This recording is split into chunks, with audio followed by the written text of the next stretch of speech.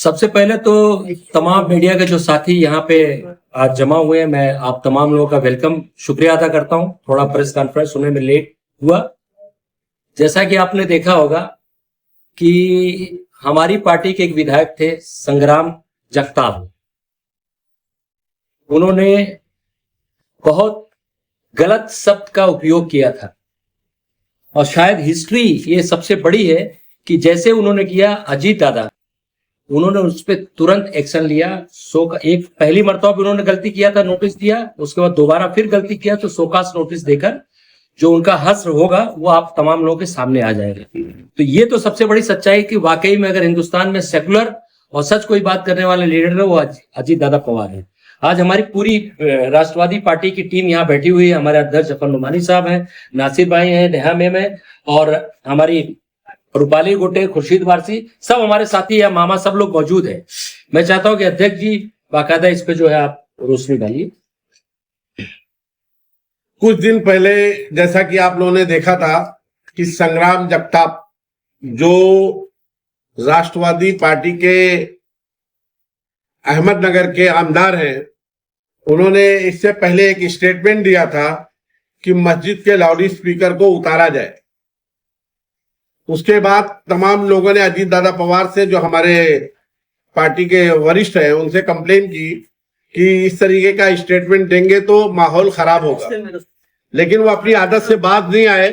उन्होंने second statement दिया अभी कि दिवाली में मैं तमाम हिंदू भाइयों से गुजारिश करना चाहता हूं कि आप तमाम लोग जो सामान खरीदे वो हिंदू भाई से खरीदे ताकि उसका लोगों को फायदा, जिसका फौरन अजीत दादा पवार साहब ने उनको एक शोकाज नोटिस जारी किया और 15 दिन का कारण बताओ नोटिस दिया है और कहा है कि तुम इस पर जवाब दो, नहीं तो पार्टी आपके खिलाफ एक्शन लेगी। मैं कलवा मुमरा का अध्यक्ष होने के नाते जैसे ही मुझे मालूम पड़ा, मैंने कुछ मीडिया के लोगों ने मुझसे कांटेक्ट किया, आपके साथियों ने, मैंने उनके खिलाफ बड़े सख्त अल्फाज में जो उन्होंने स्टेटमेंट दिया उसकी कड़े लफ्जों में निंदा की। देखिए, मैं एक बार साफ साफ कहना चाहता हूं कि हमारे मजहब या किसी के धर्म से बढ़कर के पार्टी नहीं हो सकती, चाहे वो कोई भी हो। पार्टी का एक अदना कार्यकर्ता हो, चाहे बड़े से बड़ा लीडर हो, अगर वो किसी कम्युनिटी के खिलाफ टारगेट करता है तो उसको बख्शा नहीं जाएगा। ये हम साफ लफ्जों में कहना चाहते हैं अपने वरिष्ठों से भी, चाहे वो संग्राम जगताप हो, चाहे वो कोई भी हो। तो हमने देखा कि शहर में कुछ लोग, 2 रोज पहले हमने देखा बाबा साहब अम्बेडकर का जो स्मारक है पुलिस स्टेशन के बाजू में, उसके बगल में एक आंदोलन किया। करना चाहिए, आंदोलन करना चाहिए, जब भी कोई भी आंदोलन करना चाहिए। अगर कोई इस तरीके का धर्म के खिलाफ, किसी के धर्म के खिलाफ, किसी के मजहब के खिलाफ जब कोई भी अगर इस तरीके का स्टेटमेंट देता है तो उसका जो जमहूरियत जो तरीका बताती है उसके तरीके से उसका विरोध करना चाहिए। लेकिन जफर नोमानी ने पार्टी में रहते हुए, पोस्ट पर रहते हुए जिस तरीके से संग्राम जगताप के खिलाफ स्टेटमेंट दिया, जब उद्धव बाला साहब ठाकरे ने हाउस में खड़े रह करके ये कहा कि बाबरी मस्जिद हमने गिराया, तब ये सेकुलरिज्म का जो चोला पहन के घूम रहे हैं, तब उन्होंने उनके मुंह पर काली क्यों नहीं पोती, उनके मुंह पर पेशाब क्यों नहीं किया और उनके खिलाफ स्टेटमेंट क्यों नहीं दिया? ये सिर्फ सेकुलरिज्म का चोला पहने हुए ढोंग रखते हैं। दूसरी बात, कांग्रेस के एक आमदार ने विशालगढ़ की दरगाह पर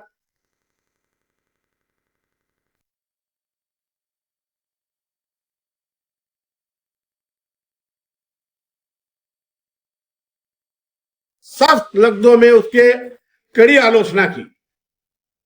तीसरी बात, अभी एक एमपी में, शायद एमपी का एक आमदार है जिन्होंने वहां की मस्जिद के खिलाफ, वो कांग्रेस के हैं, ये कांग्रेस के लोग हैं, उन्होंने कांग्रेस के होते हुए भी उन्होंने एक मस्जिद के डेमोलेशन का लिए उन्होंने एक लेटर दिया।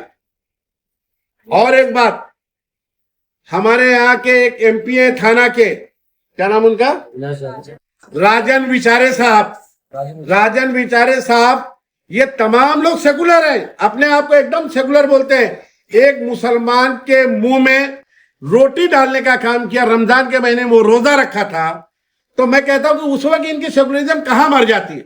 संग्राम जगताप को मैं आज बोलता हूं, आज अगर मुझे दिख गया तो सबसे पहला तमाचा जफर नोमानी मारेगा, पार्टी को कहीं भी बाद में देखेगा कि पार्टी का क्या स्टैंड है, उसके मुंह पे काली पोतूंगा, मैं पोतूंगा अगर मुझे दिख गया तो। लेकिन क्या ये लोग जो नीतीश राणे बार बार मुसलमानों के खिलाफ बोलता है, उसके खिलाफ ये आंदोलन क्यों नहीं करते? सबसे अहम बात, हमको डराते हो। अभी एमपी के इलेक्शन में राज ठाकरे साहब कलवा में आके स्टेटमेंट देते हैं कि मुमरा में इशरत जहां मरहूम का नाम लेकर के बोलते कि वो एक आतंकवादी थी। आपके बाजू में बैठा हुआ जो मुमरा का आदमी है वो आतंकवादी हो सकता है, उसके खिलाफ उसके साथ में बैठ करके आप प्रेस कॉन्फ्रेंस करते हो, तो आपके लोग कहां चले जाते हैं? तब आपकी सेकुलरिज्म कहां मर जाती है? आपने उसके खिलाफ क्यों नहीं उसको स्टेटमेंट लिया? अविनाश यादव मुमरा में आकर के दरगाहों का लेटर देता है, जो पहाड़ पे दरगाह है, और यहां आकर के चैलेंज करता है कि मैं आकर के दारुल फलाह और वहां के मस्जिदों का भोंगा निकालूंगा। तब आपकी सेकुलरिज्म कहां मर जाती है? संग्राम जगताप हो, उद्धव बाला साहब ठाकरे हो, मिलिंद नार्वेकर हो, उन्होंने मिलिंद नार्वेकर ने अपना स्टेटस लगाया 6 दिसंबर, जो मुसलमानों के लिए बहुत ही तकलीफ का दिन है। बाबरी मस्जिद को शहीद कर दिया गया, वो अपने स्टेटस पे स्टेटस लगाते हैं और स्टेटस लगाने के बाद बोलते हैं कि विजय दिवस। और जो लोग यहां पर आंदोलन करते हैं वो उन्हीं के साथ में बैठ के सरकार में बैठे हुए हैं, उनके खिलाफ क्यों नहीं बोलते? और जब थाना का अध्यक्ष बनाने की बात आती है, लोग हम कहते हैं कि शमीम खान को क्यों नहीं बनाते? तुम लोग अपने आप को बहुत सेकुलर बोलते हो ना, तो शमीम खान क्यों नहीं, सैद अली अशरफ क्यों नहीं, शानू पठान क्यों नहीं? वही जिसके ऊपर मंदिर का 3 करोड़ रुपए का पैसा चोरी करने का इल्जाम है, इल्जाम नहीं है, उसका चार्जशीट में नाम है, उसने सुप्रीम कोर्ट से उसका बेल लिया है, सुप्रीम कोर्ट से, उसको तुम थाना शहर का अध्यक्ष बना देते हो। ये कौन सी राजनीति है? एक तरफ बोलते हैं कि मैं, हमको मुसलमानों से बड़ी मोहब्बत, तो ये कौन सी मोहब्बत? शमीम खान को क्यों नहीं? अजीत दादा पवार साहब ने नजीब मुल्ला को थाने का अध्यक्ष बनाया, यही सबसे बड़ी सेकुलरिज्म की मिसाल है। और महाराष्ट्र में, हिंदुस्तान में सबसे बड़ा अगर ईद मिलादुन नबी का जुलूस कहीं निकलता है तो महाराष्ट्र में निकलता है, हुजूर सल्लल्लाहु अलैहि वसल्लम की पैदाइश के दिन का। अगर अजीत दादा पवार साहब की जहनियत कम्युनल होती तो खिलाफत हाउस की कमेटी के लोग अजीत दादा पवार को उसका चीफ गेस्ट नहीं बनाते। आज जब बकरीद में जब बकरे की गाड़ी पकड़ी जाती है, अबू आसिम आदमी साहब, रईस शेख, अमीन पटेल, मुफ्ती इस्माइल साहब जब डेलीगेशन लेके जाते हैं तो वो लेकर के जाते हैं अजीत दादा पवार साहब के पास। खाली ढोंग धतूरा चोचलेबाजी, जिंदाबाद मुर्दाबाद। मैं तुतारी के तमाम जिम्मेदारों से कहना चाहता हूं, तुम्हारी वाकई में तुम अगर पॉलिटिक्स और सेकुलर की मिसाल, सेकुलरिज्म को मानने वाले लोगों, तो मैंने जिसका नाम बताया, उद्धव बाला साहब ठाकरे, राज ठाकरे और अविनाश यादव, मिलिंद नार्वेकर, इस तरीके के जितने लोग हैं, जो एमपी साहब जिन्होंने रोटी मुंह मुसलमानों के रमजान में मुंह में डालने की कोशिश की, उनका पुतला जलाओ। क्यों नहीं जलाते उनका पुतला? उनके बारे में क्यों नहीं बोलते? नजीबुल्लाह मुसलमान है, उसके लिए आपको हाउस में उठाने के लिए आवाज, उसके लिए आपके पास तमाम लोग हैं, लेकिन इनके खिलाफ बात करने के लिए कोई तैयार नहीं है। इसीलिए हमने ये प्रेस कॉन्फ्रेंस को रखा था। अगर आपके कुछ सवाल है तो आप पूछ सकते हैं। आप लोग भी कह रहे हैं कि आप लोगों की पार्टी जो है सेकुलर, आप जैसे दूसरे को कह रहे हैं कि वो लोग पुतला क्यों नहीं जलाते, तो आप लोग कब? जफर नोमानी ने कम से कम कहा तो, स्टेटमेंट दिया है, पार्टी को अपनी जगह रखो। जफर नोमानी तो अभी भी चैलेंज करके बोल रहा है, ये सिर्फ आकर के मुर्दाबाद, ये मैंने जितने लोग का नाम लिया है, ये उद्धव ठाकरे का खाली खड़े होकर के बोले मुर्दाबाद, खाली कह के बतावे, ये मिलिंद नार्वेकर को मुर्दाबाद कह के बतावे। और अच्छा, सारे आंदोलन सिर्फ मुमरा में, अगर तुमको बहुत हिंदू मुसलमान की एकता की आप बहुत मिसाल की फिक्र है ना, तो एक प्रोग्राम कलवा में क्यों नहीं करते? सारे आंदोलन हमेशा लेट क्यों होते हैं? जो मुद्दा होता है वो गुजर जाने के कई दिनों बाद ही क्यों उनको याद आता है? एक्चुअली उनके बाद देखिए कुछ शहर में बचा नहीं, प्लेग्राउंड गायब, कचरा रोड पे पड़ा हुआ है, कचरे का मुद्दा ऐसे ही पड़ा हुआ है, टोरेंट ऐसी पड़ी हुई है, मतलब शहर में इनके पास बोलने को, जवाब देने को कुछ बचा नहीं है। तो मुमरा का हिंदू भी परेशान, मुमरा का मुसलमान भी परेशान। यहाँ के हिंदू मुसलमानों की फिक्र नहीं है, लेकिन पूरे हिंदुस्तान की फिक्र है। शहर में कुछ हो ही नहीं रहा है। और बार बार मैंने देखा, आज कोई लाइव करके ये बोल रहा था, ये एकनाथ शिंदे साहब को देखना चाहिए। अरे यार शर्म करो यार, एकनाथ शिंदे साहब देखेंगे यहाँ के। आपकी सारी बातें ठीक है, लेकिन शोकाज नोटिस से उनका क्या? जब भी एक बात, संग्राम जगताप, मैं आपको एक चीज और बता दूं, सुनिए मैं आपको एक चीज बता, मैं आगे हरकत नहीं करेंगे। मैं आपको एक चीज और बता देना चाहता हूँ कि जब पार्टी का एक रूल होता है, पार्टी का कोई भी लीडर या कोई भी कार्यकर्ता अगर वो लाइन से भटकता है या किसी के खिलाफ जाकर के, किसी भी कम्युनिटी के खिलाफ जाकर के इस तरीके का स्टेटमेंट देता है, तो पार्टी का ये रूल होता है कि उसको नोटिस दिया जाए। अगर वो अपनी बात से वापस बात नहीं आता तो उसको पार्टी से निकाल देना चाहिए। हम तो खुद कहते हैं, कल नहीं आज निकाल दो, उसको निकाल दो। अगर उसने बराबर प्रॉपर जवाब नहीं दिया, अपनी आदत से बात नहीं आया, तो उसको निकाल देना चाहिए। 2 नोटिस तो दे चुके हैं ना, 2 नोटिस है, बस खत्म। 15 दिन का उनको टाइमिंग दिया गया है। अगर वो प्रॉपर जवाब नहीं देते तो हमारी ये मांग है कलवा मुमरा विधानसभा की पूरी टीम की तरफ से, और खासकर मैं मुस्लिम कम्युनिटी होने के नाते मैं ये साफ लफ्जों में कहना चाहता हूँ, अजीत दादा पार्टी पवार को ऐसे लोगों को फौरन पार्टी से निष्कासित कर देना चाहिए। कहीं ऐसा तो नहीं कि संग्राम जगताप के जो विवादित बयान देते, कहीं उनका पार्टी का रुख तो बदलने का वैसे? देखिए, ये संग्राम जगताप का व्यक्तिगत स्टेटमेंट है। पार्टी के लोग अगर इस तरीके की बात होती तो अजीत दादा पवार उसको ना अकेले में बुला के बोलते। उन्होंने मीडिया में कहा है, मीडिया में और कड़े अल्फाज में कहा है, तमाम एमपी एमएलए की मीटिंग बुलाई उन्होंने, और मीटिंग में बुला करके कहा और नोटिस दिया और ऑन कैमरा कहा है, अकेले में नहीं कहा। इनके यहाँ थोड़ी नहीं, घर में बुला करके हाथ पैर जोड़ करके माफी मांग लो। जैसे कि अभी आप ग्राउंड के बारे में देख लो, ग्राउंड का क्या हुआ, एमसीए को दे दिए। एमसीए को देने के लिए एकनाथ शिंदे साहब अच्छे, गुस्ताखे रसूल खत्म। एकनाथ शिंदे साहब की तारीफ करो, इलेक्शन में वो गुस्ताखे रसूल। और वो आदमी जब मुमरा शहर के लोगों की छत बचाता है तो हमारे शहर के लोग बोलते हैं वो मसीहा है। अब इलेक्शन में देखते हैं फिर क्या हो जाता है। अभी कारपोरेशन का इलेक्शन आने वाला है, फिर देखते क्या हो जाएगा। भी आपने कहा कि पूरी टीम जो है अगर वो डिमांड करेगी अजीत पवार से कि उसको पार्टी से निकाला जाए, यस, अगर डिमांड पूरी ना हुई तो वो पार्टी के वरिष्ठों से हम बात करेंगे कि रीजन क्या हुआ नहीं निकालने का। देखिए, हम लोग पार्टी का एक पार्ट है, जो भी डिसीजन लेना है वरिष्ठों को लेना है। मैंने कहा कि अगर वो इस तरीके की हरकत बार बार करते हैं तो उस पर पार्टी को सख्ती से संज्ञान लेना चाहिए। ये हम आज भी कह रहे हैं। लेकिन मैं ये कहना चाहता हूं, ये अविनाश यादव का कब पुतला जलाएंगे? उसके साथ में बैठ करके कारपोरेशन की मीटिंग कर रहे हैं गठबंधन की। मुमरा वालों को फिर कैसे दिखाएंगे मुंह? क्यों प्रे वो गुस्ताखे रसूल है। वो तो भोंगा उतार रहा था मस्जिदों का, वो तो बोल रहा था दरगाह शहीद कर देंगे, एक आदमी बोलता है बाबरी मस्जिद शहीद कर देंगे, एक आदमी बोलता है 6 दिसंबर को हम विजय दिवस मानते हैं, एक आदमी मुसलमान रोजदार है, उसके यहाँ का इनका आमदार जो युवाटा का आमदार वो एमपी है, वो उनके मुंह में रोटी डालता है। अरे उनका पुतला कब जलाओगे? कहा है शहर के सेकुलर की बड़ी बड़ी बातें करने वाले ये ढोंगी लोग हैं। मैं साफ लफ्जों कहता हूं, इनकी ताकत नहीं है जलाते हुए, क्योंकि उनको मालूम है, क्योंकि जफर नोमानी, नसीर खान, डॉक्टर मुमताज शाह, अशरीन राउत, इब्राहिम राउत, रूपाली गोडे सब खुद के सक्षम है। ये उनके बगैर जितने इनको पाठ पढ़ा करके भेजा जाता है उतने ही पाठ ये लोग वहां पर करते हैं, उससे ज्यादा कर ही नहीं सकते। जफर नोमानी को किसी से पूछने की जरूरत भी नहीं पड़ती। जफर नोमानी ने देखा कि संग्राम जगताप ने हमारी कम्युनिटी के खिलाफ गलत बोला है, अगर वो हिंदू समाज के भी बारे में गलत बोलता तो जफर नोमानी का यही स्टैंड होता। ये जो चल रहा है, तो आप जब इस वक्त आप पार्टी में थे, आपने मैदान की आवाज की? आपको जानकारी के लिए बता दूं कि मैं अभी आपको बता दूं कि हमारे पास 1.5 करोड़ रुपए का 2024 का 1.5 करोड़ रुपए का उसका बजट है।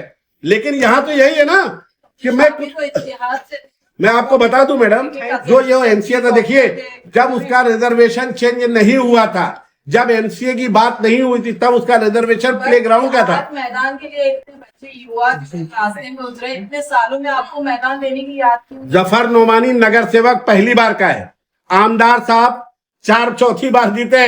जरा सवालात आप लोग आमदार साहब से पूछिए कि जब वो प्लेग्राउंड का रिजर्वेशन चेंज हो रहा था, ये आपकी जिम्मेदारी है क्योंकि कारपोरेशन बंद है, आपकी ये जिम्मेदारी थी कि उसका रिजर्वेशन जैसे चेंज हुआ एमसीए को जाकर के आपने पवार साहब का इन्वॉल्वमेंट करके, एक नाथ शिंदे साहब जो हमारे यहाँ के डिप्टी सीएम है उनसे मिलकर के आपने एमसीए को दे दिया। आपका सवाल ये काट के मैं आपसे एक सवाल और करना चाहूंगी। आप कह रहे हैं कि मैं एक साल यानी फर्स्ट टर्म मेरा जो है नगर सेवक का था। नजीब मुल्ला जो है अवार्ड आपके पार्टी में पहले से मौजूद थे, वो एक उनका जो भी काम होता था एक मास्टरमाइंड जैसा बोला जाता है, वो नजीब मुल्ला थे। उस वक्त नजीब मुल्ला ने क्यों नहीं ये मैदान नजीब मुल्ला साहब ने, जब इसका रिजर्वेशन ऑलरेडी है, ये एक चीज, ये माइक है, जब तक ये माइक को चेंज नहीं कराया जाएगा या तोड़ा नहीं जाएगा जब तक ऑब्जेक्शन तो होगा नहीं। ये अभी चेंज किया गया है, ये रिजर्वेशन अभी चेंज हुआ है ना। मैदान लाने की भी बात करें कि उस वक्त क्यों नहीं मैडम मैदान का रिजर्वेशन था, ऑलरेडी था। मुख्यमंत्री आपको बताया कि तो आपने मुख्यमंत्री हमारे, आप देखिए हम 1,00,000% आपकी बात मानते हैं कि अलायंस में उप मुख्यमंत्री जी हैं, हम इससे इनकार नहीं करते, लेकिन जो लोकल आमदार होता है बगैर उसके इंटरफेयर के कोई भी काम आप नहीं कर सकते। अभी एमसीए का मैदान तो आ गया, आप इसको रोक। देखिए एमसीए का मैदान मैं आपको बता देना चाहता हूं कि आप लोगों का एक चीज और बता देना चाहता हूं, मौलाना अबुल कलाम आजाद स्टेडियम में एमसीए की 4 पिच रेडी हो गई, पांच। जब एमसीए की मौलाना अबुल कलाम आजाद स्टेडियम में पिच रेडी हो गई तो इसका रिजर्वेशन चेंज करके या एमसीए को क्या जरूरत थी देने की? जब स्टेडियम में आया है, हाँ स्टेडियम में आया है, देखिए स्टेडियम में आ गया है तो इसको देने की जरूरत ही नहीं थी। और हमारे पास जीआर है 1.5 करोड़ रुपए का, हमने जीआर लाया, हमने इलेक्शन में ये ऐलान किया था नजीब मुल्ला साहब ने कि 1.5 करोड़ रुपए का बजट हम 2 महीने में प्लेग्राउंड देंगे, लेकिन इनको लगा कि नजीब मुल्ला क्रेडिट ले लेगा। अरे नजीब मुल्ला राबोड़ी के लिए नहीं ला रहा था, नजीब मुल्ला मुमरा कौसा के बच्चों के लिए, बच्चों के जो क्रिकेट खेलते हैं उनके लिए ला रहा था, उनके लिए था। इनका पेट दुखने लगा, इन्होंने प्लान बनाया, जैसा कि मित्तल का वारा न्यारा हुआ पूरा मित्तल का। हमने आपको जानकारी के लिए बता दूं कि आप शायद आपको नॉलेज होगा, हमने एक लेटर जैसे ही इन्होंने एमसीए को दिया, हमने एक नाथ शिंदे साहब से मुलाकात की, उसका लेटर हमने उसके अगेंस्ट में हमने उसका विरोध जताया, हमने उनको उसका लेटर दिया है। हमने कहा कि सर ये मुमरा कौसा के मुस्तकबिल से खिलवाड़ किया जा रहा है, मुमरा कौसा में कोई भी ओपन ग्राउंड नहीं है जहां बच्चे जाकर के खेले, आप इसको विचार करिए। उन्होंने उस पर मार्किंग किया, रिमार्क किया और कहा कि हम इस पर विचार करेंगे। मुमताज भाई आप बताइए, स्टेडियम में भी एमसीए की रेडी हो गई, इसके अलावा और जो एमसीए का मैदान मिल रहा है, तो इसके बारे में आपकी पार्टी ने कुछ पाठ पुरावा किया है कि कितना लीगल है, ये क्या मिल रहा है, कैसे मिल रहा है, क्या शहर के बच्चों को इसमें बेनिफिट होगा, वो जाकर खेल पाएंगे? बिल्कुल बिल्कुल। ये तो एक चीज की तो मुझे खुशी है कि इत्तेहाद क्रिकेट एकेडमी 8 साल से लगातार सीजन क्रिकेट का जो सीजन क्रिकेट स्टेडियम में लाने वाला मैं, और उसके साथ में मेरा सहयोग पूरा ज्यादा मुमरा के डॉक्टरों ने दिया और सीजन क्रिकेट खेल रहे हैं। और उस दिन आमदार साहब की मैंने प्रेस कॉन्फ्रेंस देखा, उन्होंने बोला कि मुमरा के 6 बच्चे सिलेक्ट हुए, लेकिन अफसोस कि उन्होंने जहां से सिलेक्ट हुए, जिन लोगों ने मेहनत की, उनका नाम नहीं लिया। और ये जो सारी बातें जफर भाई या सारे लोग, आज जो पूरी टीम है ना, ये मकसद हो रहा है कि हम आए थे मुमरा का खिदमत करने के लिए, डेवलपमेंट करने के लिए हमारी टीम आई है। इनकी तरह स्टैंडबाजी और दिखावेबाजी के लिए नहीं आई है, पूरी टीम मुमरा में काम हो रहा है। उस काम को रोकने के लिए 9 महीना पहले जो इलेक्शन हुआ, जिस तरीके की स्टैंडबाजी और दिखावाबाजी करके, सेकुलरिज्म के नाम पर ढोंग करके जिस तरीके से वोटरों की चोरी किया इन्होंने, उनको दिमाग को डिस्टर्ब करके, वही चीज कारपोरेशन के इलेक्शन में करना चाहते हैं, क्योंकि मुमरा में लोग बदलाव चाहते हैं। नजीब मुल्ला साहब और नजीब मुल्ला की पूरी टीम हर वार्ड के अंदर काम कर रही है, खिदमत कर रही है। ये जीरो है, सिर्फ दगावबाजी। अब सोचते हैं किस तरीके से मुमरा के लोगों को फिर उसी तरफ ले जाया जाए, इसीलिए ये सब सारी चीज कर रहे हैं। और सवाल तो सच्चाई, जब आप एमसीए के नेट स्टेडियम में आ गए तो मुमरा का ग्राउंड, जो बच्चों का फ्यूचर जो गिरवी रख के दिया गया, वो देने की कुछ जरूरत नहीं। जब स्टेडियम में, आप लोगों से गुजारिश करूंगा, आप तमाम पत्रकार भाइयों से, कि आप स्टेडियम में जाके देखिए, 5 pitch MCA Mumbai cricket association की आ चुकी है। आप स्टेडियम में भी दे रहे हो और आप 5 एकड़ का ग्राउंड भी दे रहे हो। ये बहुत गलत चीज है। इसके लिए जितने मुमरा के, जितने भी पार्टी के जो लोग भी विरोध कर रहे हैं, हम सबके साथ खड़े हुए हैं। नासिर भाई आप बोलिए, पूछिए आप।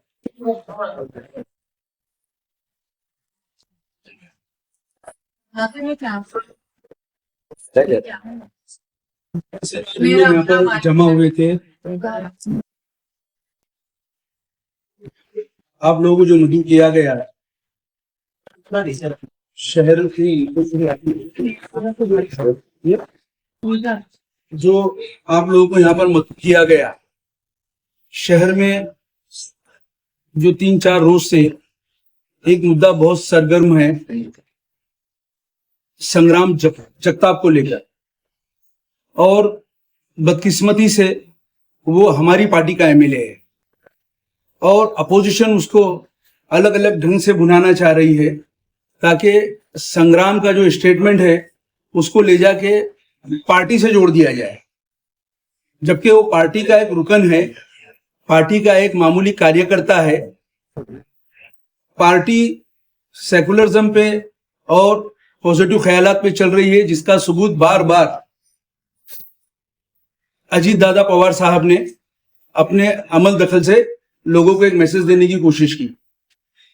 मैं आप लोगों के जरिए से बताना चाहता हूं कि ये महाराष्ट्र की सरजमीन है, यहां पर कभी भी जात पात मजहबी राजनीति को यहां पे सराहा नहीं गया। जिसने भी ये कोशिश की उसने अपना वक्त जाया किया, जिसकी मैं मिसाल आपको दूंगा।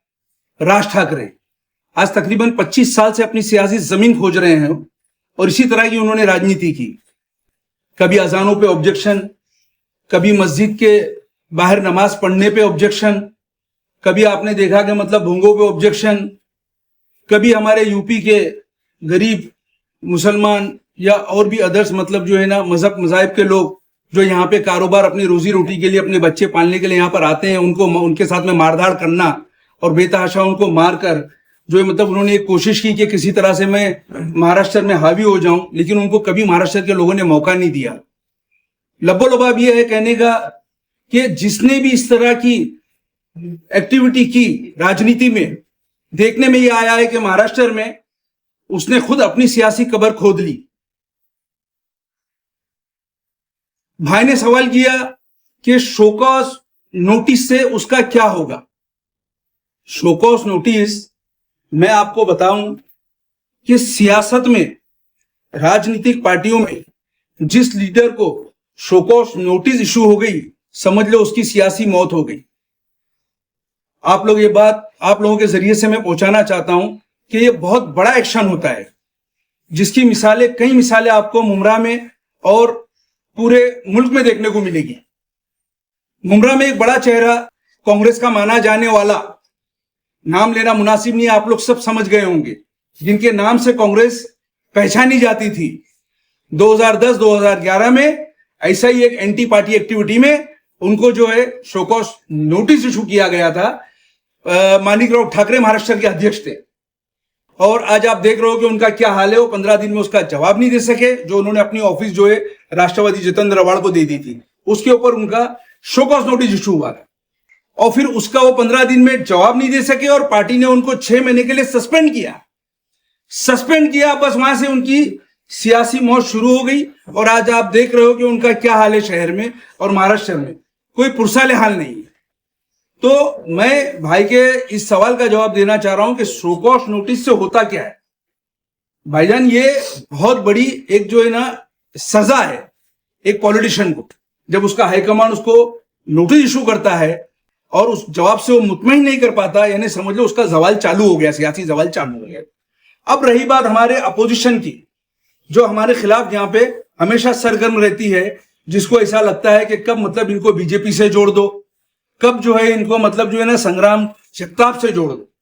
तो मैं आप लोगों के माध्यम से बताना चाहता हूं कि यहाँ जितने भी लोग, जितने भी मुस्लिम पूरे महाराष्ट्र में, सिर्फ कलवा, मुमरा, थाना या मुंबई, पूना, नासिक, पूरे महाराष्ट्र में जितने भी मुसलमान इस राष्ट्रवादी पार्टी में जुड़े हैं या पदाधिकारी हैं, जो एमएलए हैं, ये संग्राम जगताप जैसे लोगों की सोच की वजह से नहीं है, ये अजीत दादा की सोच की वजह से है।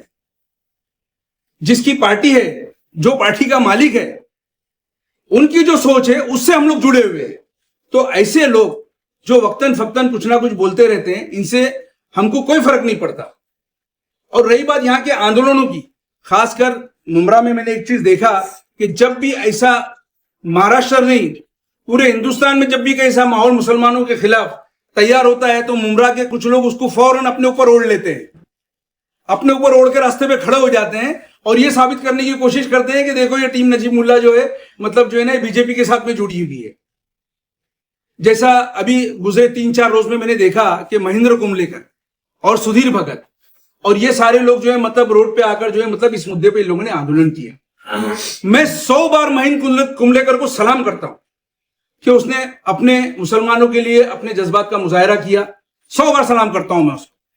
लेकिन दोस्तों इसका एक दूसरा पहलू भी है जो मैं आपके जरिए जो है ना अवाम को बताना चाहता हूं कि जिस वार्ड से जिस पैनल से महेंद्र कुंबलेकर लड़ना चाहते हैं ना वहां पे 70 से 75% जो है ना मुस्लिम वोट है। तो बेखुदी बेसबब नहीं है गालिब, कुछ तो है जिसकी पर्दादारी है। तो हमदर्दी के लिए तो आपको 100 बार सलाम, लेकिन आप जो है ये भी लोगों को बताओ कि इसका दूसरा पहलू क्या है। आज अचानक क्यों आपको इसी मोहब्बत उमड़ी? मैं आप लोगों के जरिए बताना चाहता हूं कि इसी संग्राम ने, इसी जगताप ने तकरीबन 2.5-3 महीने पहले आजान को लेकर और जो है भोंगे को लेकर एक ऐसे ही एंटी स्टेटमेंट दिया था मुसलमानों के खिलाफ। उस वक्त तो महेंद्र कुंबलेकर नहीं उतरे, सुधीर भगत नहीं उतरे, तो आप क्या उस स्टेटमेंट से सहमत थे क्या? आजान से आपको भी तकलीफ है, भोंगे से आपको भी परेशानी है, उस वक्त तो आप संग्राम के खिलाफ रोड पे नहीं उतरे। आज ऐसा क्या हो गया मैं बताऊं, क्योंकि उस वक्त सुप्रीम कोर्ट का नोटिफिकेशन आया नहीं था इलेक्शन का। अब सुप्रीम कोर्ट ने इलेक्शन कराने कह दिया है, तो ये लोगों को समझने की जरूरत है कि शहर में हो क्या रहा है।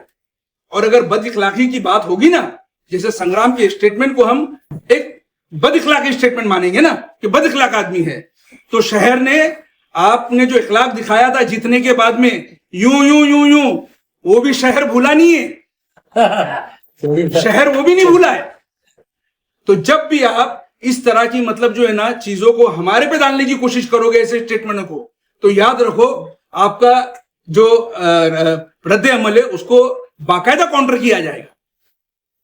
आप भी कोई अखलाक के आलमबरदार नहीं हो।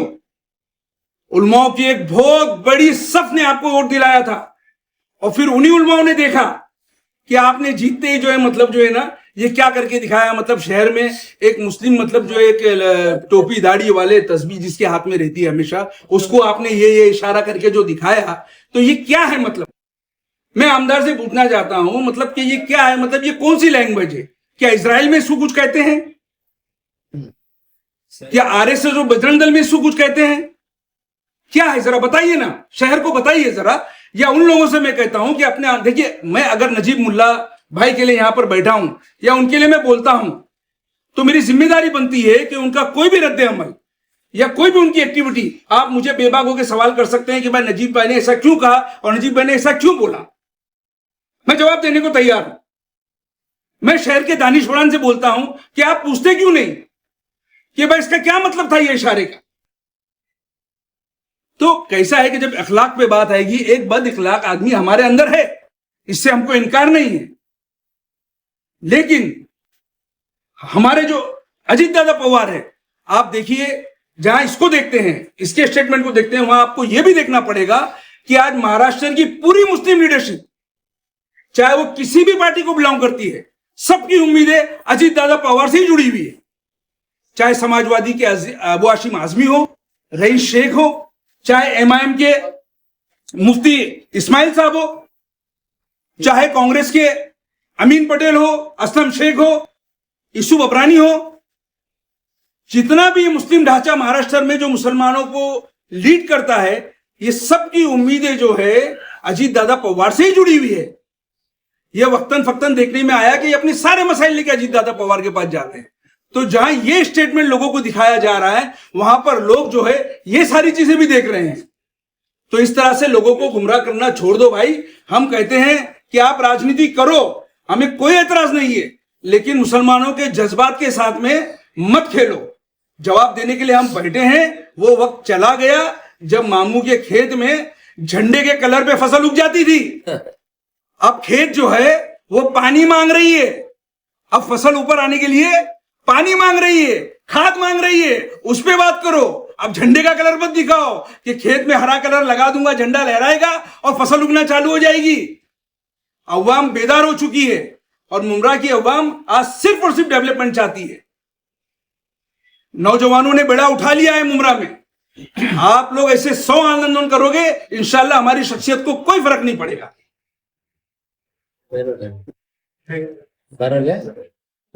क्या करेंगे? भाभी बोल, एक मिनट भाभी बोलेंगे। अश्विन भाभी,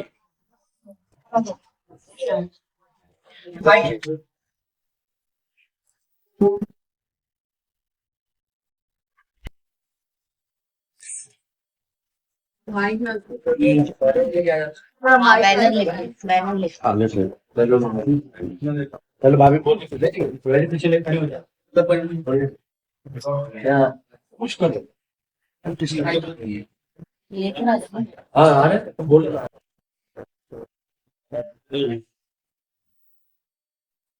श्री मैम, आज ये प्रेस कॉन्फ्रेंस जो है संग्राम जगताप पर रखी गई है, आपका क्या कहना है? अस्सलाम वालेकुम, नमस्ते। ऐसे बेकार लोगों के लिए हमारे पास कुछ भी अल्फाज नहीं है। जैसे नीतीश राणे जैसे लोग हैं, फिर किरीट सोमैया है, और भी बहुत सारे लोग हैं जिनको सिर्फ और सिर्फ जात धर्म की राजनीति दिखती है। मुझे तो ऐसा लगता है कि उनको बीजेपी ज्वाइन करना है, इसके लिए वो बीजेपी के विचारधारा पे चल रहे हैं। और हमने ऐसे इंसान का विरोध किया है और हमारा विरोध का बैनर भी देखिए बना हुआ है। और हम सिर्फ किसी एक के लिए ऐसे प्रेस कॉन्फ्रेंस करके एक्टिंग नहीं करते हैं कि सिर्फ सिर्फ शहर का माहौल खराब किया चाहिए। अभी देखिए, इनका सबसे ज्यादा चहीता अमित सरैया जो है वो बीजेपी में चला गया। क्या आप लोगों ने जाके सवाल किया उनसे? हाँ, ये है कि सुहास देसाई साहब हमारी पार्टी में आए तो लोगों ने सवाल किया कि सुहास देसाई आपकी पार्टी में आया, लेकिन अमित सरैया बीजेपी में चला गया तो किसी ने सवाल किया क्या अंदर से कि क्यों गया करके बीजेपी में? तो मेरा ये कहना है कि जो सेक्युलरिज्म की बात करते हैं, आपने देखा होगा कि जब भी मुसलमानों पे कोई तकलीफ आई है तो अजीत दादा जो है एक पहाड़ की तरह साथ में खड़े रहे। और जितने भी सेक्युलर बोलने वाले हैं, चाहे वो वक्फ बोर्ड के कानून के टाइम की बात हो, बालिया मामा भी भाग गए, उद्धव ठाकरे के लोगों की जो आमदार थे वो भी सब भाग गए थे उस वक्त में, बराबर है ना जफर भाई? और इनके भी लोग भाग गए थे उस वक्त। वक्फ बोर्ड के जो कानून का टाइम था उस वक्त में जब कमेटी बनी तो अजीत दादा की वजह से ही ये कमेटी बनी थी। उस वक्त भी अजीत दादा ने ही मुसलमानों का साथ दिया था। अभी जो जानवरों को लाने ले जाने में लोगों को मारपीट हो रही थी, खास करके मुसलमान भाइयों के साथ ही, उस वक्त भी लोग जो है अजीत दादा के पास ही गए थे। हम जो है अजीत दादा की विचारधारा से जुड़े हुए लोग हैं। अभी इन लोगों को जो है शहर का माहौल खराब करना है, मुमरा के खास करके लोगों को, तो वो लोग सिर्फ और सिर्फ ये जताने की कोशिश कर रहे हैं कि अजीत पवार जो है बीजेपी से जुड़ा हुआ है। देखिए, हर कोई अपनी सत्ता बनाने के लिए किसी न किसी पार्टी से ज्वाइन होता है। इसका मतलब ये नहीं है कि वो उसकी विचारधारा से मिला हुआ है। जैसे कि ठाणे महानगर पालिका में 20 साल से जो है सत्ता शिवसेना की है, लेकिन उसको दूसरी पार्टियां भी तो ज्वाइन करती है ना। तो इसका मतलब ये है कि वो पार्टियां छोड़ के शिवसेना में चली गई है? नहीं, हमने जो है पार्टी को समर्थन दिया है। इसका मतलब ये नहीं है कि हमने उनकी विचारधारा अपनाई है। अगर वो गलत करेंगे तो जाहिर सी बात है कि हम सब आवाज उठाएंगे। और अगर जरूरत पड़ी तो चाहे हिंदू धर्म की बात हो या फिर वो लोग जो है दलित समाज पे अगर उन लोग नाइंसाफी उनके साथ में करेंगे या किसी और भी समाज का, तो हम लोग पार्टी भी छोड़ देंगे। ऐसा नहीं है। हम लोग जो है उनकी हर बात को हाँ सर झुका के कबूल करेंगे। अगर वो गलत करेंगे तो हम उनका जवाब उनको देंगे। लेकिन जो लोग शहर का माहौल खराब करने की कोशिश कर रहे हैं, उनको मेरा ये कहना है कि जब नीतीश राणे ने गलत बात की थी, जब दूसरी पार्टी के लोगों ने, तो क्या आपके इसमें ताकत नहीं थी? क्या आप फडणवीस का पुतला जलाए? हाँ, दिन के वक्त में आप लोग बड़ी बड़ी बातें करते हो, रात में जाके उन लोग से मिलते हो। शिंदे साहब के यहाँ पे आप लोग रात में जाके देखो, इन्हीं के कई लोग अपने कामों से वहां पे खड़े रहते। तो क्या समझे हम इनको? हम तो ऐसा गलत कुछ कर नहीं रहे। और हमने जो है अपने मफाद के लिए पार्टी छोड़ के हम लोग कहीं गए नहीं है। हम लोग राष्ट्रवादी में थे, राष्ट्रवादी में हैं, लेकिन इन्हीं के घर का बच्चा इन्हीं के साथ बड़ा हुआ, जिसके पास इन्हीं ने उसको बड़ा किया। कौन सी पार्टी उसकी? महामुमरा देवी। नई पार्टी आई, हाँ, जो भी है XYZ मुमरा से उसको करोड़पति बनाया, उसको आज वो अपने फायदे के लिए बीजेपी में गया। क्यों उसको गद्दार नहीं बोल रहा है? क्यों हमारे मुमरा के जो सारे बड़े बड़े नेता है क्यों आवाज नहीं उठा रहे? क्यों खामोश बैठे वो? अभी आप बताओ, अभी क्या उनका नाम जिनको अध्यक्ष बनाया गया, अभी जिनके ऊपर केसेस है उनको कहते हैं अभी जो बनाया गया मनोज प्रधान को। हाँ, तो अभी हमारे शमीम भाई को या फिर हमारे आइसाब को, हमारा शानू है उसको क्यों मुसलमान के साथ इंसाफी क्यों? मंदिर चोरी का चंदा करने का केस है, मंदिर का चंदा चोरी करने का। मतलब जहाँ पे अगर बड़ा कोई पोस्ट देना है करना है तो उनके लोग लॉलीपॉप देना है तो है हमारे मुमरा वाले जिंदाबाद मुर्दाबाद करने वाले लोग। तो इनको भी समझना चाहिए कि भाई हम लोग क्या कर रहे हैं और किसके साथ कर रहे हैं। तो बराए मेहरबानी मुमरा वालों को बेवकूफ मत बनाओ और जो है धर्म और धर्म की राजनीति करो ही मत तुम लोग। पहली बात तो देसाई ने कहा कि मैं जो पार्टी में आ रहा हूँ विकास कामों की वजह से आ तो मैं तो यानी विकास मैडम आप समझ ही रही होंगी कि आज नजीब मुल्ला टीम बेधड़क होके काम कर रही है और इनके पास अभी मुद्दे बचे नहीं है। एक वक्त था भाई कट के भीख मांगते थे, बजट दो पैसा दो, और आज बोल रहे हैं काम हम कर रहे हैं। तो बोलते ना वो मेहनत करे मुर्गा अंडा खाए फकीर, जाते हैं नारियल फोड़ते क्रेडिट लेते हैं, अरे हमने किया। भाई तुम खुश हो खुश रहो, हमारा काम है